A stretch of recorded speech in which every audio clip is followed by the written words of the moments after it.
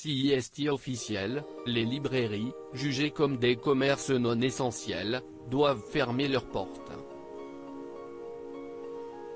Un décret qu'une grande majorité d'écrivains contestent, à l'image d'Éric Nolot, qui a dévoilé le 28 octobre 2020 son premier ruse. Serge et Deliana se sont aimés, se sont séparés et se retrouvent au moment où un danger de mort pèse sur eux. La mafia aux trousses, le couple fuit à travers la Bulgarie. Un thriller amoureux. Bonne lecture, a-t-il écrit sur Twitter le jour de la sortie.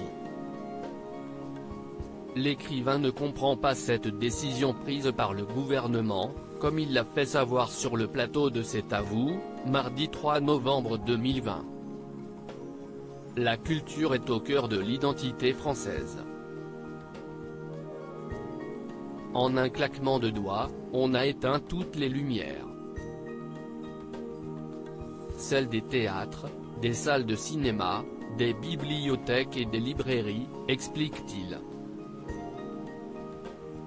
Puis il poursuit, je n'ai pas entendu parler de foyer épidémique dans les librairies.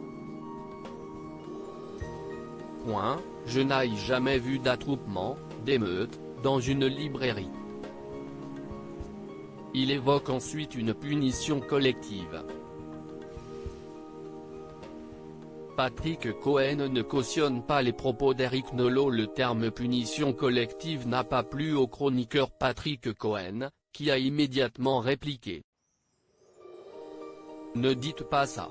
Ça contribue à affaiblir les messages sanitaires, CIST très important ce qui se passe en ce moment, CIST très grave. Dire que CIST une punition collective, CIST faire en sorte que les gens désobéissent. Est-ce que j'ai le droit de dire que CIST irresponsable ce genre de message? Un peu plus tôt, le chroniqueur d'Anne-Elisabeth Lemoine a jugé utile de rappeler que l'objectif de ces mesures était de limiter au maximum les déplacements pour limiter la propagation du virus.